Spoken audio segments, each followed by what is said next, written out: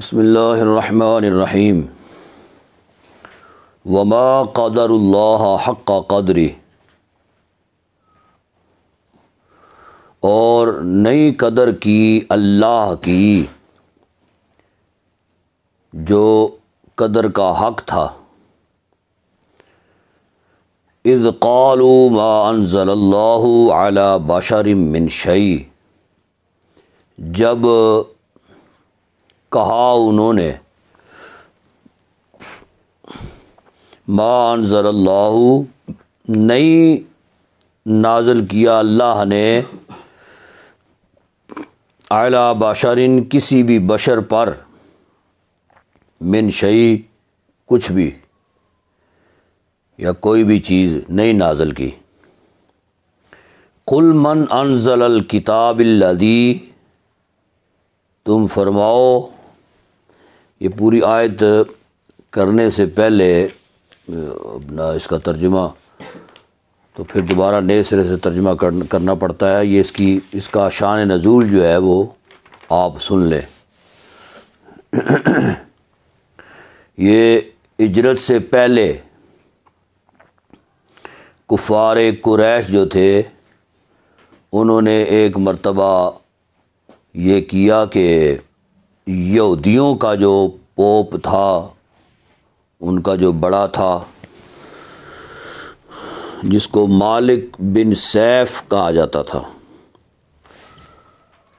انہوں نے کہا کہ جی کیونکہ مشرکین جو تھے وہ کسی کتاب کو تو مانتے نہیں تھے، اسی بنا پہ ان کے پاس کوئی علم وغیرہ نہیں تھا۔ کتاب میں ہی اصل علم جو ہے نا وہ ہوتا ہے۔ انہوں نے کہا کہ جی محمد صلی اللہ علیہ وسلم سے مناظرہ کرنے کے لیے کسی اہل کتاب عالم کو لے کے آتے ہیں، تو وہ آ کے تو نبی کریم صلی اللہ علیہ وسلم سے آ کے وہ مناظرہ کرے، تو اگر شکست ہو گئی حضور اقدس صلی اللہ علیہ وسلم کو تو پھر ہم ڈنڈورا پیٹیں گے۔ اس سلسلے میں انہوں نے پھر مالک بن سیف جو یہودیوں کا بڑا عالم تھا اس کو جا کے درخواست کی، تو اس نے کہا کہ جی ٹھیک ہے میں آ جاتا ہوں۔ اس کو وہ لے کے آئے حضور کی بارگاہ میں، کہا کہ جی یہ آپ کے ساتھ مناظرہ کرے گا۔ تو نبی پاک صلی اللہ علیہ وسلم نے کہا ٹھیک ہے آؤ مناظرہ کر لو۔ تو جب وہ بیٹھا تو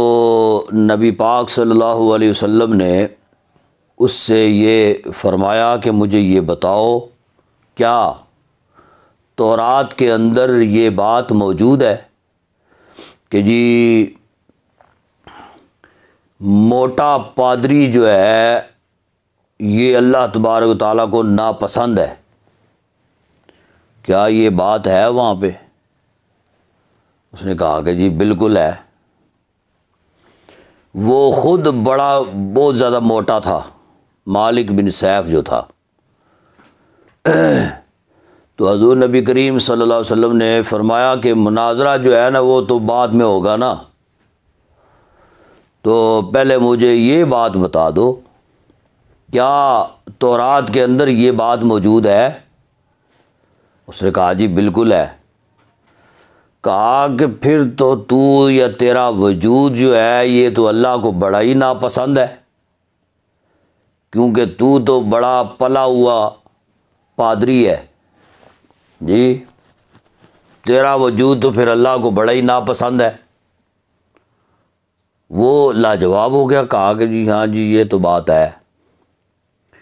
فرمایا کہ سب سے پہلے تو تم اپنے ایمان کو ثابت کرو نا، مناظرہ تو ہے نا جو ہوگا وہ بعد کی بات ہے۔ اس نے پھر وہ غصے میں آپے سے باہر ہو گیا اور کنٹرول سے کام جو ہے نا وہ ختم ہو گیا، باہر ہو گیا۔ اس نے کیا کیا، حضرت عمر فاروق رضی اللہ تعالیٰ عنہ کھڑے تھے، اس نے ایسے عمر فاروق کی طرف منہ کر کے نہ کہا، حضور اقدس صلی اللہ علیہ وسلم تو سامنے بیٹھے تھے، تشریف فرما تھے، تو اسے نبی پاک صلی اللہ علیہ وسلم کی طرف منہ کر کے بات کرنے کی ہمت ہی نہ رہی، منہ ادھر کر کے کہنے لگا کہ اللہ تبارک و تعالیٰ نے تو کسی پر بھی کوئی کتاب نازل ہی نہیں کی ہے، بس یہ کہنا تھا۔ تو وہ اس کے جو ساتھی یہودی تھے نا، انہوں نے اس کو وہاں سے اٹھا دیا، کہا تم نے یہ کیا کہہ دیا ہے کہ کسی بشر پر اللہ تبارک تعالیٰ نے کوئی چیز نازل ہی کوئی نہیں کی ہے۔ کہا کہ جی اصل بات یہ ہے کہ انہوں نے سب سے پہلے بات ہی ایسی کی ہے کہ میرا دماغ جو ہے نا وہ گھما کے رکھ دیا انہوں نے جی۔ تو اب مجھے کوئی بات جو ہے نا وہ کوئی سمجھ نہیں آ رہی تھی کہ میں نے کیا بات کرنی ہے، بس یہی بات میرے ذہن میں آئی ہے تو میں نے کر دی ہے۔ انہوں نے کہا کہ اس کا مطلب تو یہ ہوا کہ تم تو تورات کا بھی انکار کر رہے ہو، کہ تورات تو اللہ کا کلام، اللہ کی کتاب ہے نا، ہم تو مانتے ہیں نا کہ اللہ کی کتاب ہے۔ تم نے خود، ہم نے جس کو اپنا رہبر، اپنا رہنما، اپنا پیشوا جو ہے نا وہ بنایا ہوا ہے، اس نے خود ہی جو ہے وہ آ کے تو اقرار کر لیا ہے کہ اللہ نے کوئی کتاب نازل ہی نہیں کی ہے۔ تو اب ہم تو سارے پھر جھوٹے ہو گئے، لہذا اب کے بعد تمہاری جو سرداری ہے نا یہ ختم ہے، تمہیں سرداری سے ہم معزول کرتے ہیں۔ پھر انہوں نے اس کو اتار کے تو پھر کعب بن اشرف کو اپنا رہبر، اپنا رہنما بنا لیا۔ اس موقع پر اس سلسلہ میں یہ آیت کریمہ نازل ہوئی ہے، ٹھیک ہے، جس میں یہ فرمایا گیا ہے کہ انہوں نے اللہ کی قدر کی نہیں ہے جس طرح قدر کرنے کا حق تھا، کہ جب انہوں نے کہا کہ اللہ نے کسی بشر پر کوئی چیز نازل ہی نہیں کی ہے۔ قل من انزل الکتاب الذی، تم فرماؤ کہ کس نے اتاری تھی کتاب، کس نے اتاری وہ کتاب جاء بہ موسیٰ، جو لائے موسیٰ جی۔ اگر انہوں نے یہ کہا ہے تو تم ان کو یہ فرما دو کہ موسیٰ علیہ الصلوۃ والسلام جو تورات لے کر آئے ہیں تو وہ کس نے نازل کی ہے؟ نورا وہدی للناس، جس میں روشنی ہے اور ہدایت ہے لوگوں کے لیے۔ تجعلونہ قراطیسا، بناتے ہو تم اس کو ٹکڑے ٹکڑے، قراطیسا جی، یعنی کاغذ کے پرزے۔ اس کا مطلب کیا ہے کہ وہ تم نے تورات کے بعد اسے جو ہے نا وہ اخذ کر لیے اور باقیوں کو تم نے چھوڑ دیا ہے جی، اس کو ٹکڑوں میں بانٹ دیا ہے تم نے۔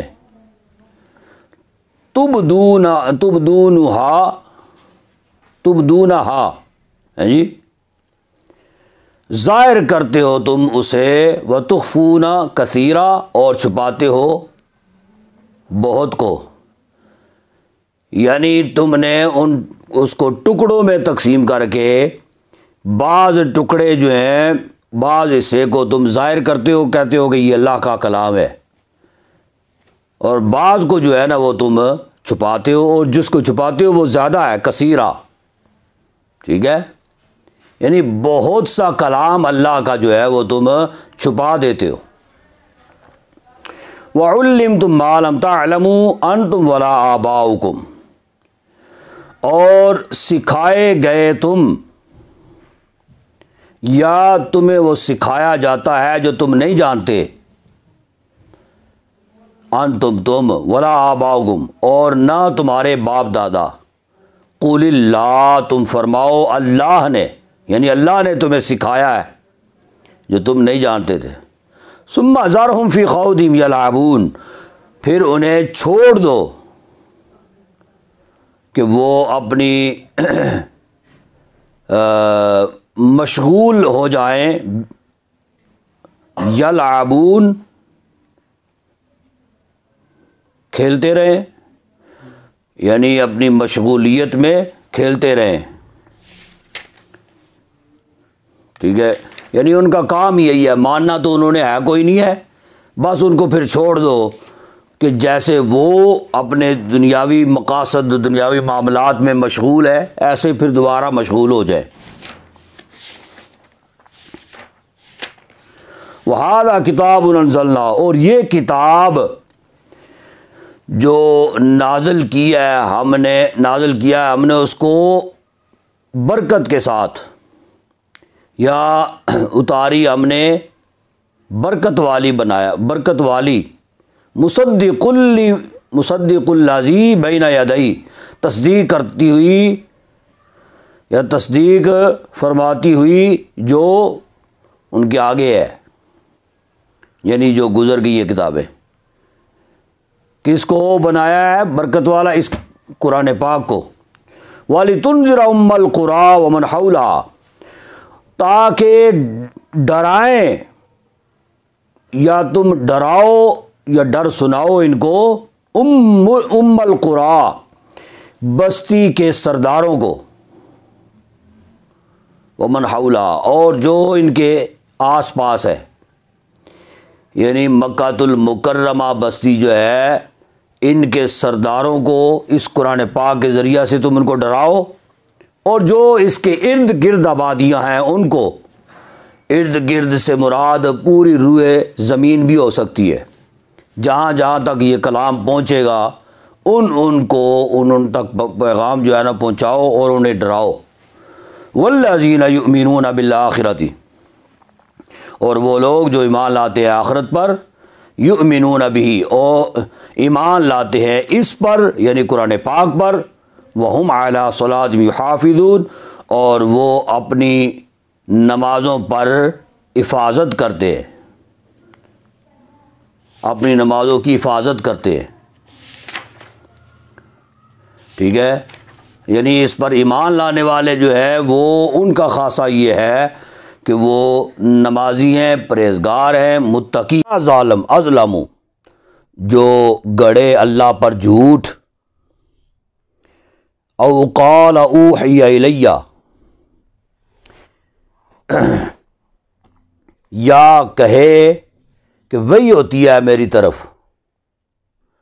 ولم یوحی الیہ شیء،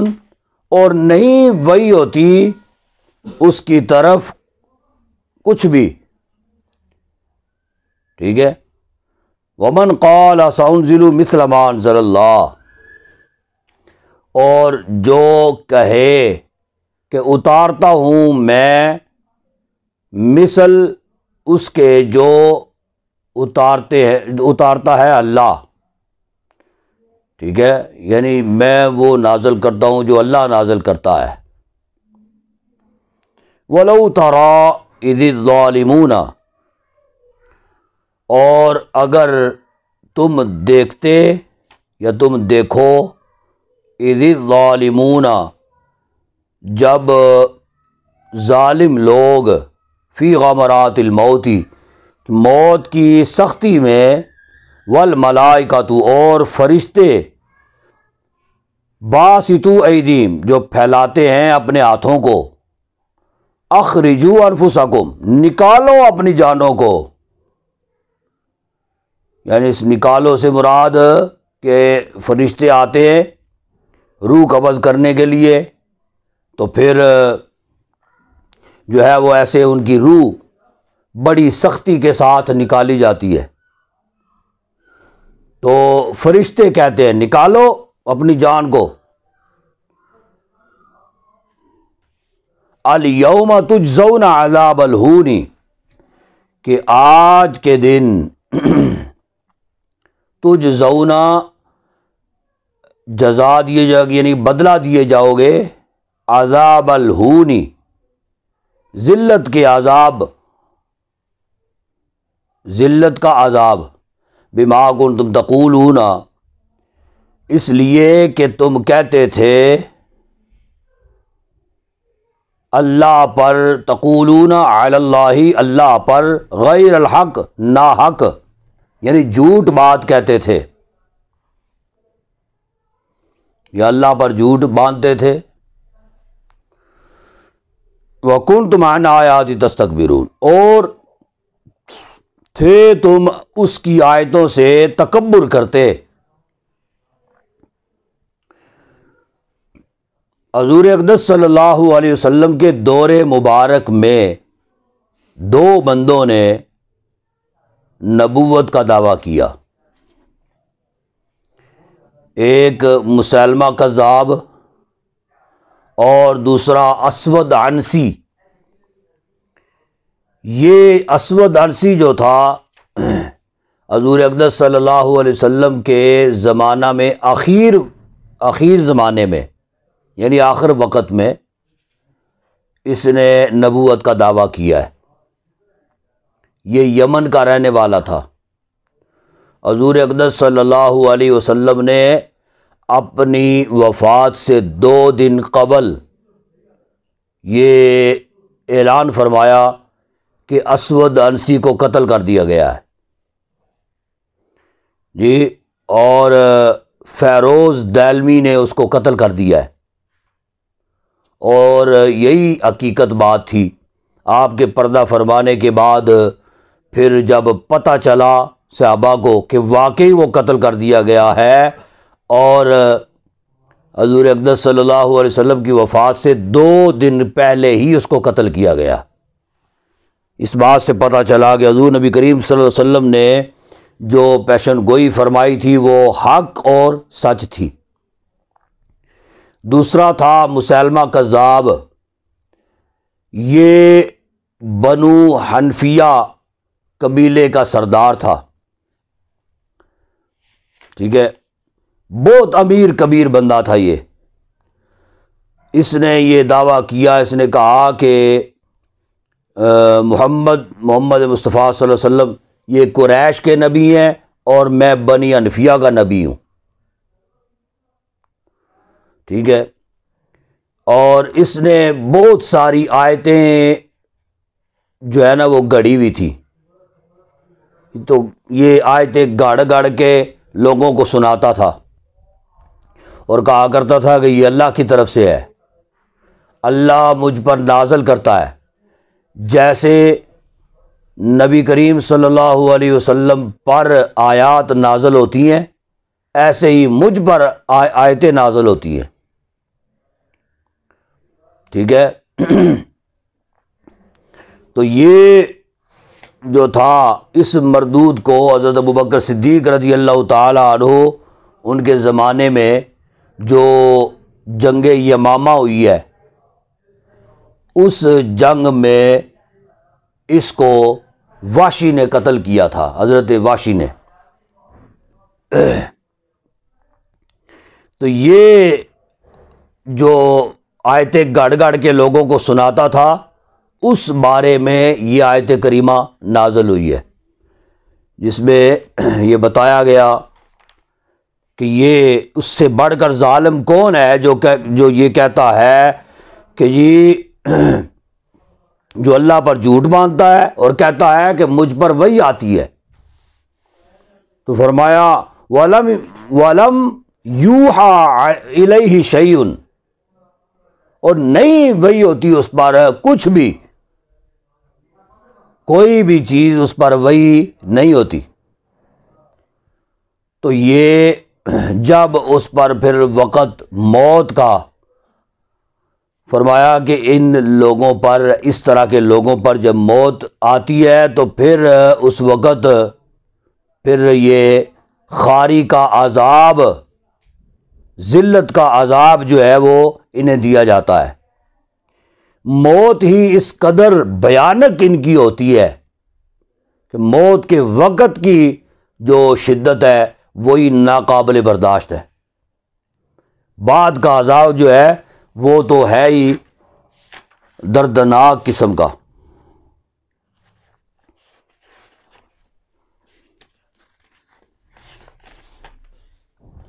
وَلَقَدْ جِئْتُمُونَا فُرَادًا، اور البتہ تحقیق آئے تم ہمارے پاس فرادا، اکیلے، ٹھیک ہے، یعنی اللہ تبارک و تعالیٰ کی بارگاہ میں ہر ایک نے تنہا پیش ہونا ہے۔ یہ ساری یاریاں، دوستیاں، رشتے ناتے، یہ سارا کچھ ادھر کا ادھر ہی رہ جانا ہے، یہاں تک کہ اپنے ہی ساتھ کے پیدا ہوئے یعنی خونی بھائی وہ بھی ساتھ چھوڑ جائیں گے، والدین ساتھ چھوڑ جائیں گے، وہاں پہ تنہا بندے نے پیش ہونا ہے۔ کما خلقناکم اول مرہ، جیسے پیدا کیا ہم نے تم کو پہلی مرتبہ، ٹھیک ہے، جیسے تم ماں کے پیٹ سے تنہا آئے ہو، اکیلے آئے ہو، اسی طرح اللہ رب العزت کی بارگاہ میں بھی تم نے تنہا ہی پیش ہونا ہے۔ وہاں پہ کوئی تمہارا سفارشی یا کسی کو تم ساتھ لے کے جاؤ اللہ کی بارگاہ میں پیش ہونا، یار تم ہی آنا میرے نال ذرا، نہ جی نہ، ہر ایک کو نفسی نفسی نفسی نفسی، ہر ایک کو اپنی اپنی پڑی ہوگی، کوئی کسی کا محرم راز نہیں ہوگا۔ وَتَرَكْتُم مَّا خَوَّلْنَاكُمْ وَرَاءَ ظُهُورِكُمْ، اور چھوڑ دیا تم نے جو دیا تھا ہم نے تم کو، وَرَاءَ ظُهُورِكُمْ، اپنی پیٹھ پیچھے، یعنی جو مال و متاع تم دنیا میں جمع کرتے رہے ہو جی، تو جیسے ہی تمہیں موت آئے گی وہ سارے کا سارا مال و متاع ادھر کا ادھر ہی رہ جائے گا، نہ تم ساتھ لے جا سکتے ہو، نہ اس مال و متاع کو وہاں اللہ کے حضور سفارش کے لیے پیش کر سکتے ہو، ٹھیک ہے۔ وَمَا نَرَىٰ مَعَكُمْ شُفَعَاءَكُمُ الَّذِينَ زَعَمْتُمْ أَنَّكُمْ فِيكُمْ شُرَكَاء، اور نہیں دیکھتے ہم، وَمَا نَرَىٰ مَعَكُمْ، تمہارے ساتھ نہیں ہم دیکھتے تمہارے ساتھ، شُفَعَاءَكُمْ، شفاعت کرنے والے تمہارے، الذین، وہ جو زعمتم، گمان کرتے تھے تم، انہم، کہ بے شک وہ، فیکم، تم میں، شرکاء، شریک ہے، یعنی اللہ تبارک و تعالیٰ پھر اس وقت ان سے پوچھے گا جب وہ تنہا جو ہے وہ کوئی بھی ساتھ کچھ بھی نہیں ہے، نہ انسانوں میں سے نہ مال و متاع میں سے کوئی چیز ساتھ نہیں ہے، صرف تنہا ایک بندہ اللہ کی بارگاہ میں پیش ہوگا۔ تو جو مشرک تھے دنیا میں، جو بتوں کے پجاری تھے، ان سے اللہ پوچھے گا کہ میں کوئی نہیں دیکھ رہا ہوں جن کی تم دنیا میں پوجا کرتے تھے، وہ کو نہیں نظر آ رہے، وہ کدھر ہے؟ دنیا میں جن کو تم پوجتے تھے، جن کی عبادت کرتے تھے، میں نہیں دیکھ رہا ہوں، مجھے نظر نہیں آ رہے، وہ کدھر ہے؟ ٹھیک ہے، لیکن کیا ہوگا؟ لَقَدْ تَقَطَّعَ بَيْنَكُمْ، البتہ ٹوٹ گئے تمہارے آپس کے رشتے، یعنی تمہاری آپس کی ڈوریں جو ہے نا یہ اس وقت ٹوٹ جائیں گی۔ وَضَلَّ عَنْكُمْ مَا كُنْتُمْ تَزْعُمُونَ، اور غائب ہو گئے یا گمراہ ہو گئے تم سے، یا غائب ہو گئے تم سے اس وقت، یعنی وہ جن کی تم پوجا کرتے تھے، ما کنتم تزعمون، وہ کہ تم گمان کرتے تھے، جن کے بارے میں تمہیں بڑا یقین تھا،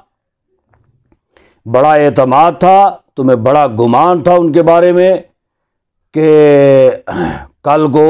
اللہ کی بارگاہ میں یہ ہمارے سفارشی ہوں گے، اس وقت ان میں سے کوئی بھی نظر نہیں آئے گا، ٹھیک ہے، اس وقت تمہاری پھر ڈوریں دل کی یا آس امید کی ڈور جو ہے وہ ٹوٹ جائے گی۔ ان اللہ فالق الحب والنوا، بے شک اللہ چیرنے والا ہے دانے کو، والنوا اور گٹھلی کو،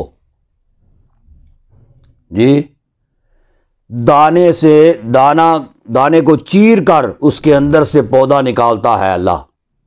گٹھلی کو چیر کر اس کے اندر سے پودا نکلتا ہے۔ یہ کمال یہ کس کا ہے؟ اللہ کا، اللہ کے سوا کوئی بھی نہیں کر سکتا۔ فرمایا کہ چیرنے والا ہے دانے کو اور گٹھلی کو، یخرج الحی من المیت، نکالتا ہے زندہ کو مردہ سے، ومخرج المیت من الحی، میتی من الحی، اور نکالتا ہے مردے کو زندہ سے، ٹھیک ہے، یعنی نکالتا ہے زندہ کو مردہ سے۔ مردہ سے مراد یہ نطفہ جو ہے یہ بے جان ہوتا ہے، مردہ ہوتا ہے، اسی سے اللہ تبارک و تعالی زندہ کو نکالتا ہے، پیدا فرما دیتا ہے۔ اور ومخرج المیت من الحی، نکالتا ہے مردے سے زندے کو، یعنی یہ دانہ دنکا، یہ گٹھلی مردہ ہوتی ہے، بے جان ہوتی ہے، اسی سے زندہ کو نکالتا ہے۔ انڈا بے جان ہوتا ہے، اسی سے چوزے کو نکالتا ہے، ٹھیک ہے۔ وہ کہتے ہیں نا جی پہلے انڈا پیدا ہوا ہے یا اپنا چوزا پیدا ہوا ہے؟ جی دنیا تے پہلے انڈا آیا ہے یا چوزا آیا ہے؟ کیا آیا ہے؟ جی تو اللہ تبارک و تعالیٰ کے لیے تو کچھ بعید نہیں ہے نا، وہ چاہے تو پہلے انڈے کو پیدا فرما دے، چاہے تو پہلے چوزے کو پیدا فرما دے، جی۔ تو ذالکم اللہ فانا توفکون، یہ اللہ ہے، فانا توفکون، پس کہاں تم پھرے جاتے ہو؟ جی یعنی وہ کہتے ہیں نا وہ کدھر لگا پھرنے، جی یہ اللہ ہے، کہاں بٹکے پھر رہے ہو؟ فالق الاصباح، چیرنے والا ہے، یہ فالق کو پیچھے بھی گزرا ہے، ان اللہ فالق الاصباح، چیرنے والا ہے صبح کو، وجعل اللیل ساکنا، وجعل اللیل اور بنایا رات کو، ساکنا سکون، والشمس والقمر حسبانا، اور سورج اور چاند حساب، جی یعنی پہلے وقتوں میں سورج چاند ستاروں سے جو ہے نا وہ ایام اور اوقات جو ہے نا یہ معلوم کیا کرتے تھے۔ سورج اب یہ یہاں تک پہنچا ہے، اب یہ جو ہے نا یہ فلاں وقت ہے، اب یہاں آ گیا، اب یہ فلاں وقت ہے، تو سورج کی رفتار سے وہ گھنٹے دن کا جو ہے نا وہ تعین کرتے تھے، چاند کی رفتار سے وہ مطلب اس سے بھی ٹائم کا تعین کرتے تھے، اور اسلامی تاریخیں جو ہیں وہ اس سے مرتب کیا کرتے تھے، کب سورج چاند جو ہے نا یہ طلوع ہوا ہے، کون سی تاریخوں میں بڑا ہو گیا ہے، اب کون سی تاریخیں ہیں، اور کون سی تاریخ میں جا کے پھر باریک ہو گیا ہے، اب کون سی تاریخ ہے۔ ستاروں سے بھی اوقات جو ہے نا یہ جانا کرتے تھے، ٹھیک ہے نا۔ تو یہ گھڑیاں جو بنی ہیں یہ انہی چیزوں سے اللہ تبارک و تعالیٰ کہ چاند سورج ستارے جو اللہ نے پیدا فرمائے ہیں انہی سے گھڑیوں کے اوقات، دنوں کے، تاریخوں کے یہ متعین ہوئے۔ ذالک تقدیر العزیز العلیم، یہ اندازہ ہے غالب علم والے کا، جاننے والے کا۔ ٹھیک ہے جی۔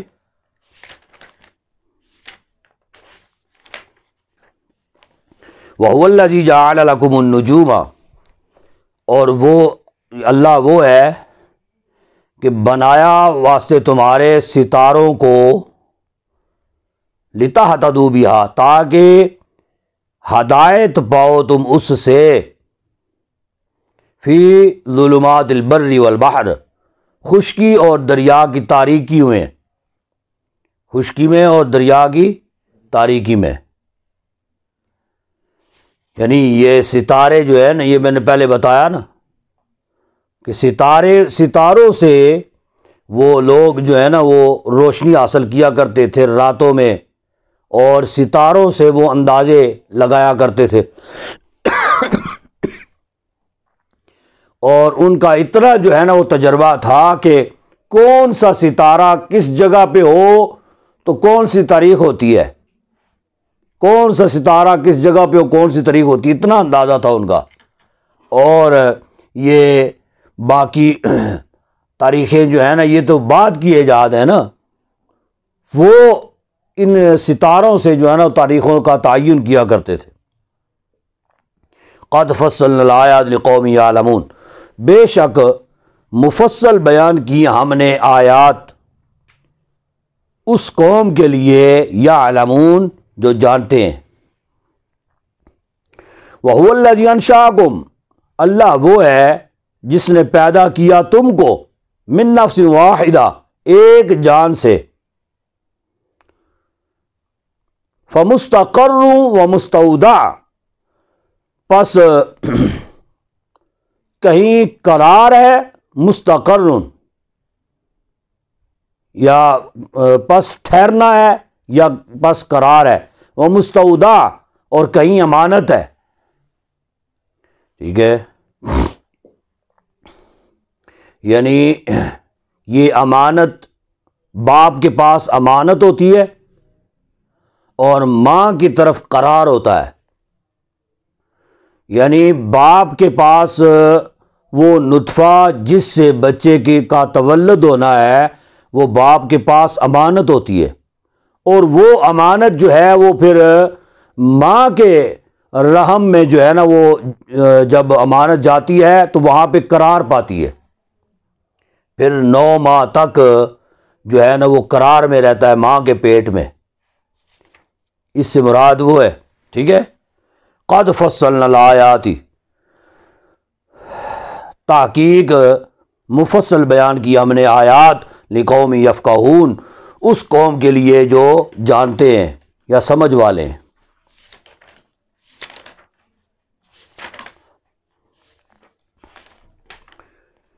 وَهُوَ الَّذِي أَنزَلَ مِنَ السَّمَاءِ مَاءً، اور وہ ہے کہ نازل کیا اس نے آسمان سے پانی، فَأَخْرَجْنَا بِهِ نَبَاتًا، پس نکالا ہم نے اس سے نباتا، کل شیء، ہر اگنے والی چیز، نباتا اگنے والی ہر چیز، کل شیء، فاخرجنا منہ خاضرا نخرج، پس نکالی ہم نے اس سے نکالا سبزہ، نخرج نکالتے ہیں ہم اس سے، حباً دانا، متراکبا اوپر تلے۔ ٹھیک ہے، دانے جو ہیں نا وہ ایک دوسرے کے ساتھ ایسے ملے ہوئے ہوتے ہیں۔ وَمِنَ النَّخْلِ مِن طَلْعِهَا، اور من طلعها قنوان، اچھا قنوان دانیۃ، اچھا یہاں تک، اور درخت کھجور کے نخل کہتے ہیں کھجور کے درخت کو، ٹھیک ہے، اور درخت کھجور کے من طلعها قنوان دانیۃ، طلعها کہتے ہیں پٹھا، یعنی کھجور کے درخت کے ساتھ وہ ٹہنی سی لگتی ہے، پٹھا جو ہوتا ہے وہ لگتی ہے، اس پہ پھر قنوان خوشے ہوتے ہیں، دانیۃ جی گچھے ہوتے ہیں۔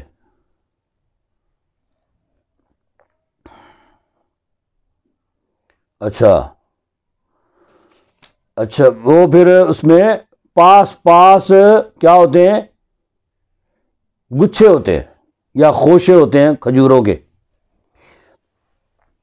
سب سے پہلے پھلوں میں اللہ تبارک و تعالیٰ نے کھجور کا ذکر کیا، یعنی یوں کہنا چاہیے کہ تمام فروٹ میں سے کھجور کا مقام بہت بلند و بالا ہے۔ اس کی وجہ یہ ہے کہ اس کھجور کی نسبت حضرات انبیاء کے ساتھ ہے، ٹھیک ہے، انبیاء کرام علیہ الصلوۃ والسلام کی پسندیدہ ان کا فروٹ جو ہے نا وہ کھجور ہوا کرتا تھا۔ اور یہ کھجور جو ہے یہ روایات سے ثابت ہے، حضرت آدم علیہ الصلوۃ والسلام کے ناخنوں کے اندر جو میل ہوا کرتی تھی نا، وہ میل آپ صاف کرتے تھے، پھینکتے تھے، وہاں پہ کھجور کا درخت اگاتا تھا۔ یہ کھجور جو ہے یہ آدم علیہ الصلوۃ والسلام کے ناخنوں کی میل سے اس کی ایجاد ہوئی ہے۔ اور پھر حضور نبی کریم صلی اللہ علیہ وسلم کی پسندیدہ غذا کھجور ہے۔ اور حضرت عیسیٰ علیہ الصلوۃ والسلام کی والدہ محترمہ نے اسی کھجور کو کھا کے آپ کو پیدا کیا ہے، عیسیٰ علیہ الصلوۃ والسلام کو، ٹھیک ہے نا۔ تو لہذا اس کھجور کی انبیاء کے ساتھ نسبت ہے۔ اور یہ کھجور کا جو درخت ہوتا ہے نا، باقی درخت جتنے بھی ہوتے ہیں ان کو غذا کی ضرورت ہوتی ہے، کھجور کا درخت ایک ایسا منفرد درخت ہے، اس کو غذا کی کوئی ضرورت نہیں ہے، نہ پانی کی ضرورت ہے نہ کھاد کی ضرورت ہے۔ بغیر پانی اور کھاد کے آپ اس کو کچھ بھی نہ دیں پھر بھی یہ پلے گا اور بڑھے گا، یہ اس کی خصوصیت ہے۔ اور کوئی بھی موسم جو ہے یہ اس درخت کو نقصان نہیں پہنچا سکتا۔ باقی جو ہے نا وہ درخت جتنے بھی ہوتے ہیں پھلوں کے، اگر ہو سکتا ہے کہ کچھ درخت جو ہے نا ان کو زیادہ دھوپ وہ اثر انداز ہوتی ہو، بعض درخت ایسے ہوں کہ ان کو زیادہ ٹھنڈ جو ہے وہ ان کو اثر انداز ہوتی ہو، ٹھیک ہے، تو یا پھر آندھی اور طوفان جو ہے نا وہ اس سے تباہ و برباد ہو جاتے ہیں۔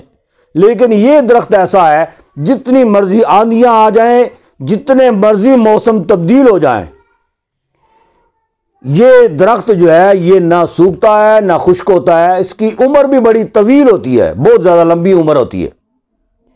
یعنی حضور اقدس صلی اللہ علیہ وسلم کے ہاتھوں سے لگائے ہوئے درخت جو ہیں وہ آج بھی مدینہ المنورہ میں موجود ہیں، اور ہم نے ان کی زیارت کی ہے جی۔ تو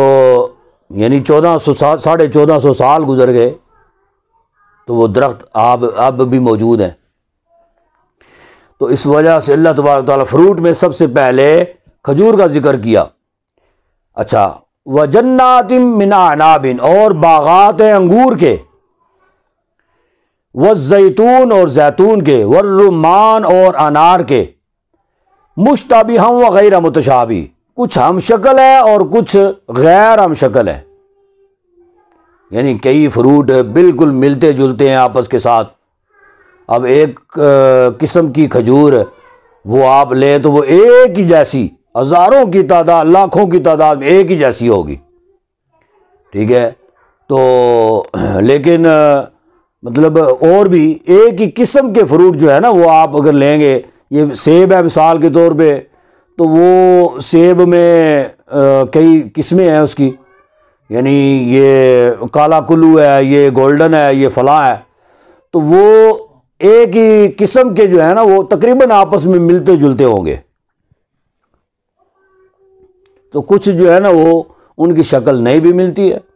انظروا الی ثمرہ اذا اثمر وینعی، دیکھو تم الا اس کی طرف، ثمری ان پھلوں کی طرف، اذا اثمر جب وہ پھل دے، وینعی اور ان کے پکنے کی طرف، کہ کیسے اللہ تبارک و تعالیٰ ان کو پھل دیتا ہے اور پھر کیسے وہ تیار ہوتے ہیں، پکتے ہیں، اللہ تبارک و تعالیٰ ان میں مٹھاس، غذائیت جو ہے وہ کیسے ڈال دیتا ہے۔ ان فی ذالکم لآیات لقوم یؤمنون، بے شک اس میں البتہ نشانیاں ہیں اس قوم کے لیے جو ایمان لانے والی ہے۔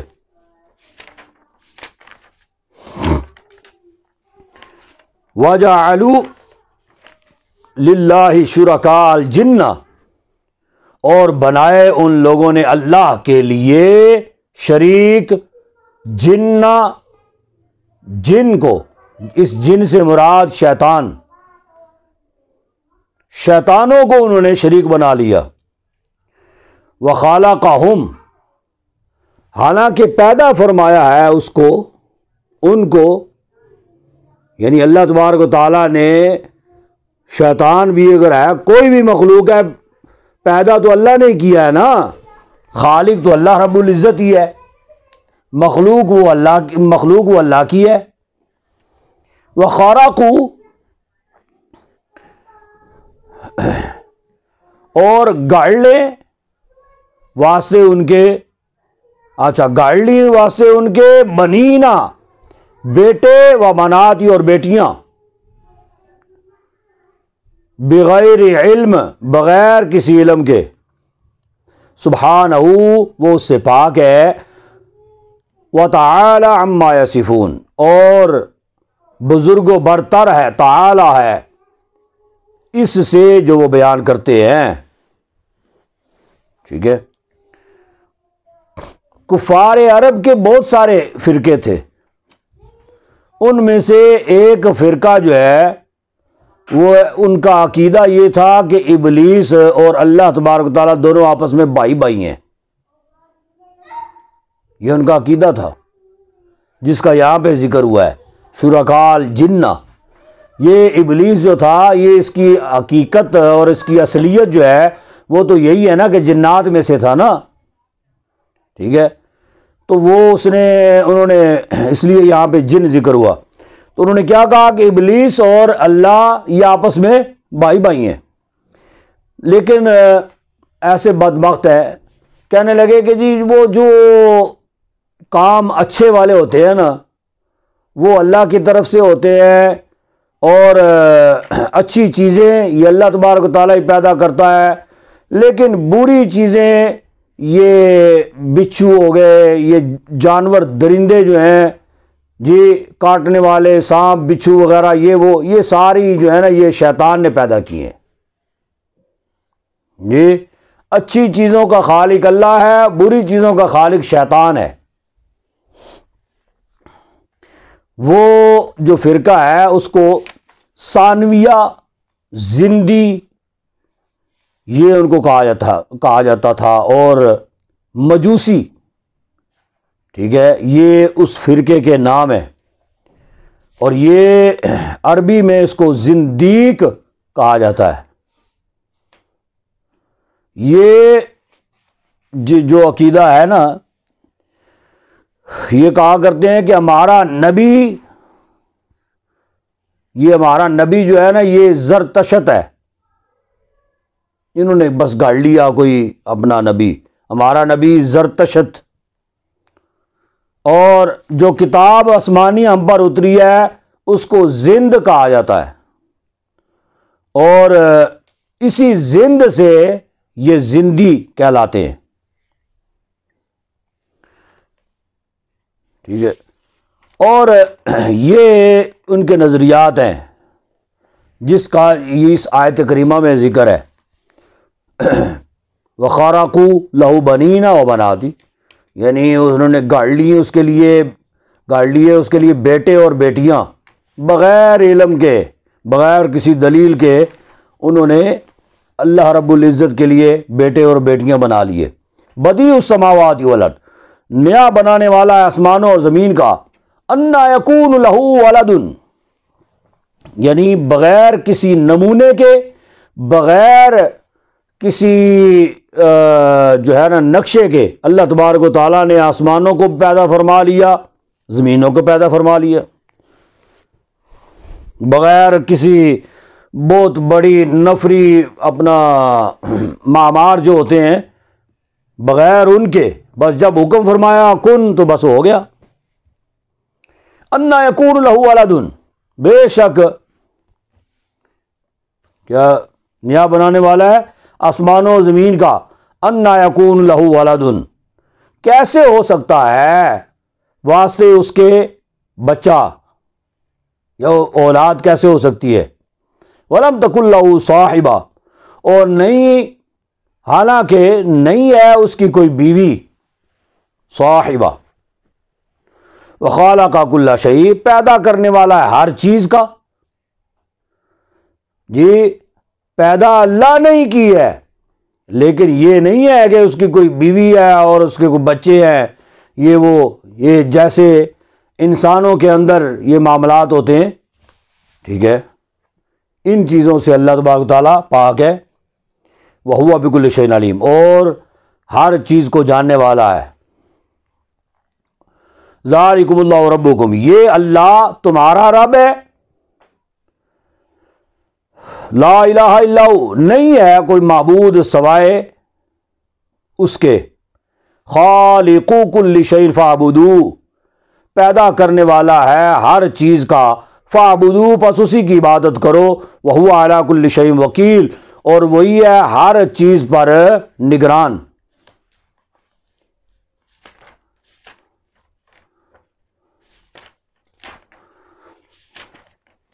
لا تدرکہ الابصار وہو یدرک الابصار، نہیں احاطہ کر سکتی اس کو آنکھیں، یعنی اللہ تبارک و تعالیٰ کی قدرت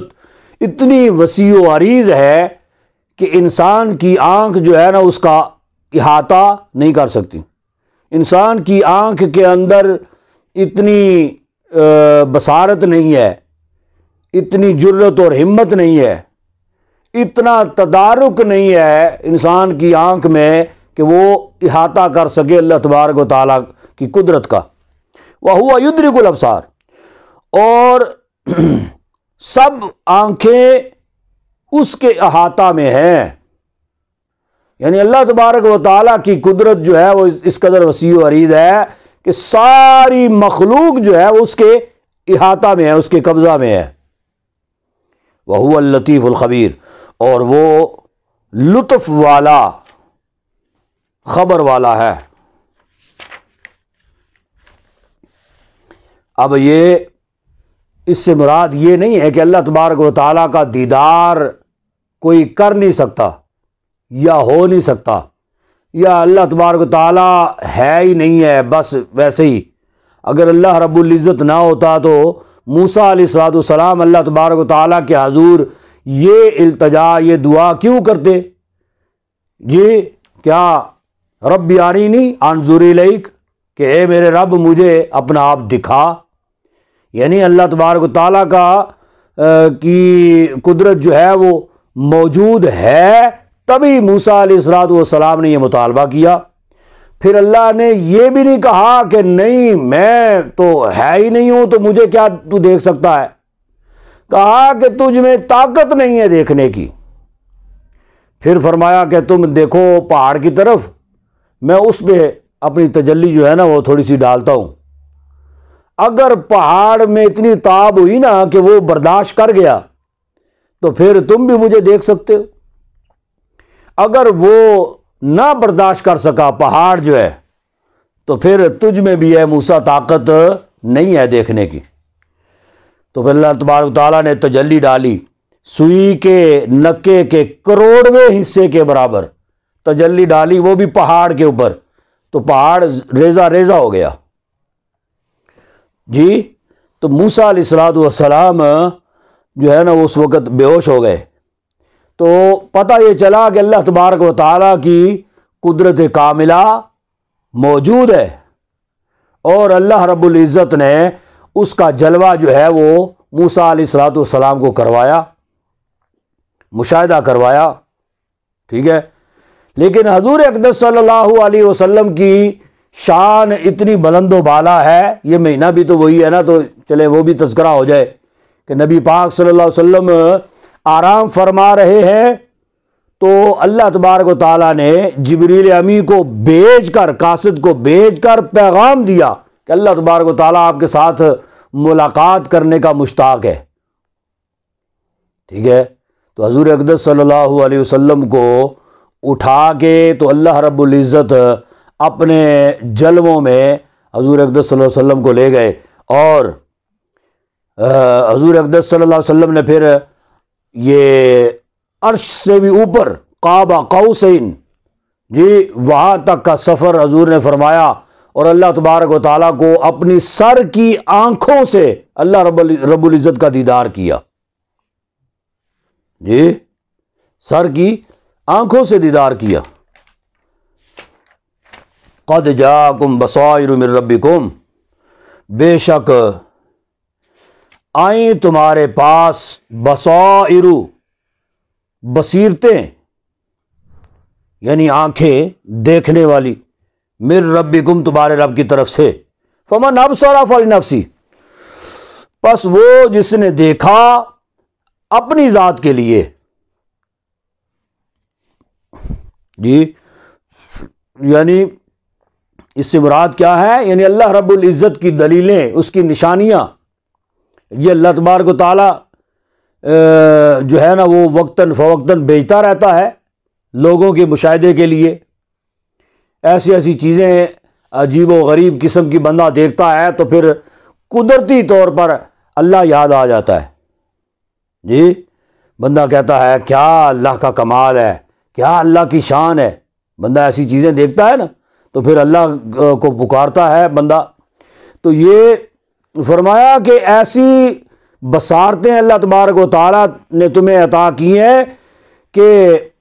جو دیکھتا ہے بس وہ اپنے بھلے کے لیے دیکھتا ہے. ومن عمی فعلیہ، اور جو اندھا ہو جاتا ہے وہ اپنے بھلے کے لیے یا اپنے برے کے لیے کرتا ہے. یعنی آنکھیں ہونے کے باوجود اس کو نظر نہیں آتا، وہ نہیں دیکھتا. جب نہیں دیکھتا ہے تو وہ اس کا اپنا ہی نقصان ہے. وما انا علیکم بحفیظ، اور نہیں ہوں میں تمہارے اوپر نگہبان. یعنی حضور اقدس صلی اللہ علیہ وسلم نے فرمایا نا کہ بس میرا جو مجھ پر جو واجب تھا پیغام پہنچانا وہ میں نے اپنا واجب پورا کر دیا ہے. آگے میں تمہارا نگہبان نہیں ہوں، تمہارا محافظ نہیں ہوں کہ میں تمہاری طرف سے جو ہے نا وہ اللہ رب العزت کے حضور سفارشیں کرتا رہوں. اب تمہاری مرضی ہے، تم ایمان قبول کرو یا نہ کرو. یہ اللہ تبارک و تعالیٰ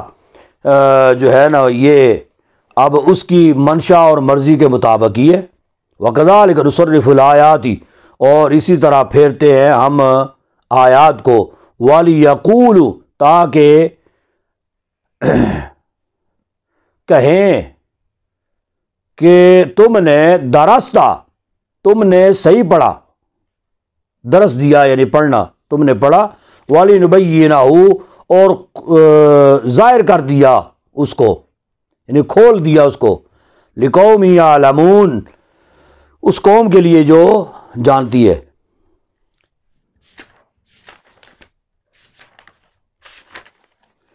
اتبع ما اوحی الیک، پیروی کرو اس کی جو وحی کی ہے تمہاری طرف، من ربک، تمہارے رب کی طرف سے وحی کی گئی ہے تمہاری طرف، تمہارے رب کی طرف سے. لا الہ الا ہو، نہیں ہے کوئی معبود سوائے اس کے. وَأَعْرِضْ عَنِ الْمُشْرِكِينَ، اور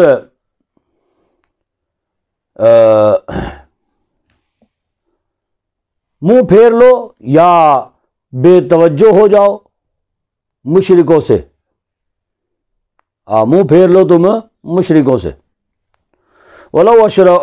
شَاءَ اللَّهُ مَا أَشْرَكُوا، اور اگر اللہ چاہتا ما اشرکو تو نہ شرک کرتے، وما جعلناک علیہم حفیظا، ہم نے آپ کو نہیں بنایا، ہم نے آپ کو ان پر محافظ، وما انت علیہم بوکیل، اور تم نہیں ہیں آپ ان پر ذمہ دار، وکیل۔ ٹھیک ہے، حضور نبی کریم صلی اللہ علیہ وسلم جب مشرکوں کی طرف سے پریشان ہوتے یا مطلب ان کی طرف سے آپ بد دل ہوتے جی کہ یہ ایمان قبول نہیں کر رہے، تو اللہ تبارک و تعالیٰ فرشتے کو، جبریل امی کو بھیج کے یہ پیغام دیتا کہ اگر آپ کہیں تو پھر ان پر عذاب نازل کر دیں، بس آپ کے ہاتھ اٹھانے کی دیر ہے۔ لیکن ہوگا کیا اس کے بعد گارنٹی کوئی نہیں ہے، پھر یہ سارے ختم ہو جائیں گے، بس وہ بات ختم ہو جانی ہے جی۔ لیکن ان میں سے آپ کی تبلیغ کی وجہ سے نہ جانے کتنے جو ہیں نا وہ اسلام کی طرف راغب ہوں گے، لہذا اسی وجہ سے حضور اقدس صلی اللہ علیہ وسلم نے کافروں کے لیے، مشرکوں کے لیے کبھی بد دعا نہیں فرمائی جی، سخت کلمات ارشاد نہیں فرمائے، جیسے گزشتہ قومیں جیسے تباہ و برباد ہوئی ہیں، انبیاء ان کے لیے بد دعا فرماتے، اللہ تبارک و تعالیٰ ان کے لیے عذاب نازل فرما دیتا۔ اب حضور اقدس صلی اللہ علیہ وسلم بھی اگر چاہتے تو سخت سے سخت تر عذاب ان کے لیے آ سکتا تھا، لیکن محض اس وجہ سے کہ حضور کی تبلیغ کی وجہ سے یا آپ کی صحبت کی وجہ سے یا آپ کا ان میں رہنے کی وجہ سے ہو سکتا ہے نہ جانے کتنے ان میں سے مسلمان ہو کے آپ کے ساتھ یا آپ کی صفوں میں شامل ہو جائیں۔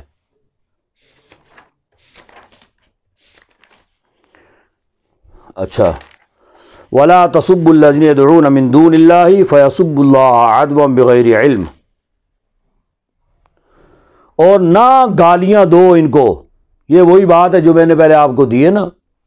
آپ کو بتائیے پہلے، وَلَا تَسُبُّوا الَّذِينَ يَدْعُونَ مِن دُونِ اللَّهِ، نہ گالیاں دو ان کو، یدعون جو پوچھتے ہیں اللہ کے سوا کو، فَيَسُبُّوا اللَّهَ عَدْوًا بِغَيْرِ عِلْمٍ، پھر کیا ہوتا ہے کہ وہ گالی دیتے ہیں اللہ کو حد سے بڑھ کر، عدوًا بغیر علم، بغیر جانے، کذالک زینا لکل امۃ اعمالہم، ایسے ہی آراستہ کر دیے ہم نے ہر امت کے لیے ان کے کام، ثم الی ربہم مرجعہم، پھر طرف اپنے رب کے مرجعہم لوٹنا ہے، فینبئہم، پھر وہ خبر دے گا ان کو، بما کانوا یعملون، جو وہ کرتے تھے۔ ابتدائے اسلام میں کیا تھا کہ مسلمان جو تھے یہ اپنا مشرکوں کو گالیاں دیا کرتے تھے، بتوں کو گالیاں دیا کرتے تھے، جب گالیاں دیتے تھے تو پھر وہ جو مشرکین تھے وہ تو تھے ہی مشرک، مسلمان جو ہوتا ہے اس میں کچھ تہذیب ہوتی ہے نا، ادب احترام اور کئی تقاضے جو ہے نا وہ ہوتے ہیں اسلام کے ناطے، لیکن جو ہے ہی مشرک اسے کس چیز کا تقاضا ہونا ہے جی؟ تو جب یہ گالیاں دیتے تھے نا تو وہ مشرک جو تھے وہ پھر اس سے بڑھ کر بےہودہ قسم کی گالیاں بکنا شروع کر دیتے تھے، یہاں تک کہ حضور کو گالیاں اور پھر اللہ رب العزت کو گالیاں وہ بکا کرتے تھے۔ لیکن جب وہ پھر گالیاں دیتے تھے نا تو چونکہ مسلمان تعداد میں بہت کم تھے، طاقت نہیں تھی مقابلہ کرنے کی، ان کو جواب دینے کی، تو پھر یہ مطلب شرمسار ہو جاتے اور جو ہے نا وہ برداشت کر جاتے۔ تو تب یہ آیت کریمہ نازل ہوئی جس میں فرمایا گیا کہ ان کو گالیاں نہ دیا کرو، ٹھیک ہے، نہ مشرکوں کو نہ بتوں کو ان کو گالیاں نہ دیا کرو، کیونکہ جواباً وہ پھر گالیاں دیتے ہیں، فَيَسُبُّ اللَّهَ عَدْوًا بِغَيْرِ عِلْمٍ۔ وَأَقْسَمُوا بِاللَّهِ جَهْدَ أَيْمَانِهِمْ، اور قسم کھائی انہوں نے اللہ کی، جہد ایمانہم، پوری مشقت کے ساتھ اپنی قسموں میں، ٹھیک ہے، لَإِن جَاءَتْهُمْ آیَةٌ، البتہ اگر آئے گی ان کے پاس نشانی، لَيُؤْمِنَنَّ بِهِ، تو ایمان لائیں گے اس پر، جی انہوں نے اللہ کی قسم کھائی ہے اپنے حلف میں پوری کوشش کے ساتھ، لَإِن جَاءَتْهُمْ، کہ اگر ان کے پاس کوئی نشانی آ جائے تو ضرور اس پر ایمان لائیں گے، انہوں نے یہ قسم کھائی۔ قُلْ إِنَّمَا الْآيَاتُ، تم فرما دو کہ آیتیں اللہ کے پاس ہیں، یا نشانیاں جو ہیں وہ اللہ کے پاس ہیں، وَمَا يُشْرِكُمْ، اور کوئی چیز بتاتی ہے تم کو، أَنَّهَا إِذَا جَاءَتْ لَا يُؤْمِنُونَ، کہ تحقیق وہ آیات جب آئیں گی تو نہیں ایمان لائیں گے، ٹھیک ہے، یعنی وہ ایسے بدبخت ہے گو کہ وہ قسمیں اٹھاتے ہیں کہ جی کوئی نشانی آ جائے تو ہم ایمان لے آئیں گے، لیکن وہ ایسے بدبخت ہے کہ اگر کوئی نشانی آ بھی جائے گی ان کے پاس، ایمان انہوں نے نہیں لانا۔ وَنُقَلِّبُ أَفْئِدَتَهُمْ، یہ لوگ کہ پھیر دیں ہم، أَفْئِدَتَهُمْ، ان کے دل، وَأَبْصَارُهُمْ، اور ان کی آنکھیں، كَمَا لَمْ يُؤْمِنُوا بِهِ، جیسے کہ نہیں ایمان لائے وہ ساتھ اس کے، اول مرت، پہلی مرتبہ، یعنی جب وہ نشانی کو دیکھ لیتے ہیں نا تو پھر اللہ تبارک و تعالی ان کے دلوں کو پھیر دیتا ہے، ان کی آنکھوں کو پھیر دیتا ہے، اور وہ ایسے ہو جاتے ہیں کہ جیسے وہ انہوں نے ایمان وہ شروع سے جیسے قبول نہیں کیا تھا ایسے ہی اب ہے۔ وَنَذَرُهُمْ فِي طُغْيَانِهِمْ يَعْمَهُونَ، اور چھوڑ دیں گے ہم ان کو جو ہے سرکشی میں بھٹکتے رہے، یعمہون، بھٹکتے رہے، اپنی سرکشی میں وہ بھٹکتے رہے۔ وَمَا عَلَيْنَا إِلَّا الْبَلَاغُ